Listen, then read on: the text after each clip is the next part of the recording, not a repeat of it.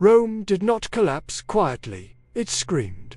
Just after midnight, on a hot July night, a small flame ignited in the shadows of the Circus Maximus. A common fire, the kind Rome had seen 100 times before. But this one was different. This one did not die. Fanned by the wind, it devoured everything in its path. Wood drank it. The city inhaled and exhaled fire. Within hours, entire streets vanished, homes folded inward. Marble temples cracked and exploded in showers of sparks. Families ran blind through smoke so thick it swallowed the stars. Children disappeared in the chaos. The gods did not answer, and somewhere above the city, untouched by the heat, Rome's emperor was awake, watching, listening. Because when this fire finally died, Rome would never forget this night, and neither would history. By Nero's reign, Rome was magnificent, but it was also a tinderbox. The city was packed tight with narrow, winding alleys and towering wooden tenements. Shops were filled with flammable goods like oil and cloth. Entire neighborhoods were stacked like dry kindling. Fires were common. Total destruction was inevitable.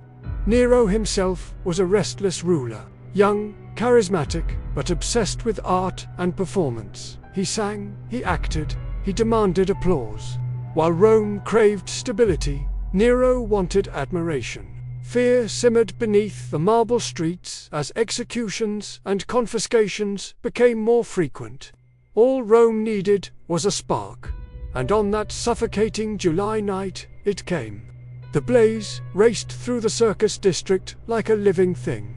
Oil stores ignited, market stalls exploded. Strong winds turned streets into tunnels of flame.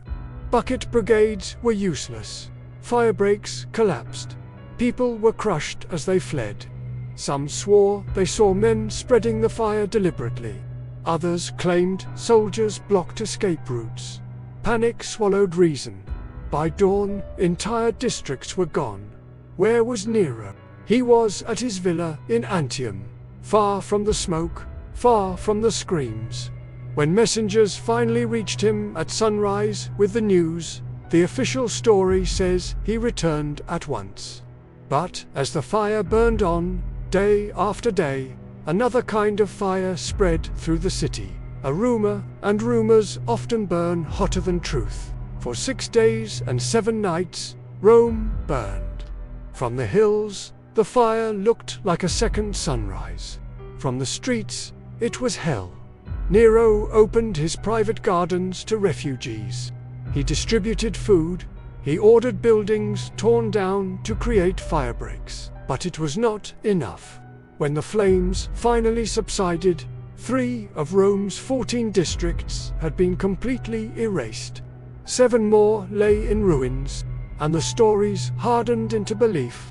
The rumor was that Nero stood atop the Palatine Hill, gazing over the inferno, and sang of Troy's destruction as his own city collapsed around him. Did he really do it? Historians still disagree. But what happened next is undeniable. As soon as the embers cooled, Nero announced his vision for a new Rome. He planned wide avenues, marble buildings, and order imposed on chaos. And at its very heart, a palace unlike anything the world had ever seen. The Domus Aurea, the Golden House, a sprawling complex of gardens, artificial lakes, and ceilings that rotated like the heavens. It swallowed entire neighborhoods where thousands once lived. Rome had lost its homes.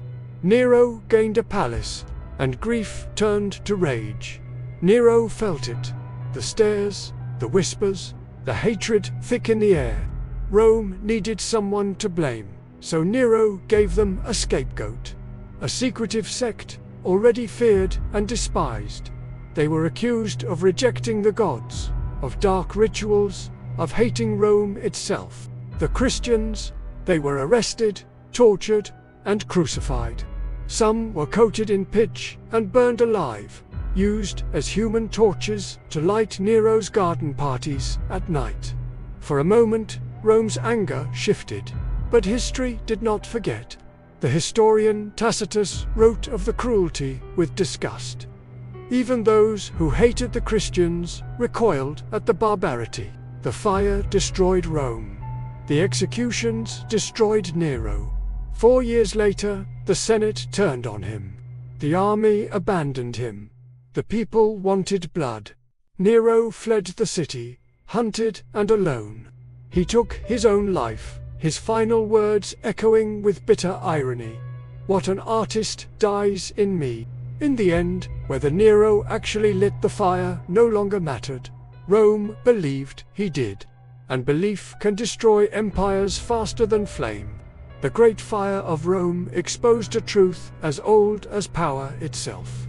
When leaders value monuments over lives, when spectacle replaces responsibility, and when blame becomes policy, the city burns. Rome rebuilt, history judged, and the lesson still smolders beneath every empire. A warning that when those at the top stop listening to those below, eventually the fire becomes impossible to ignore.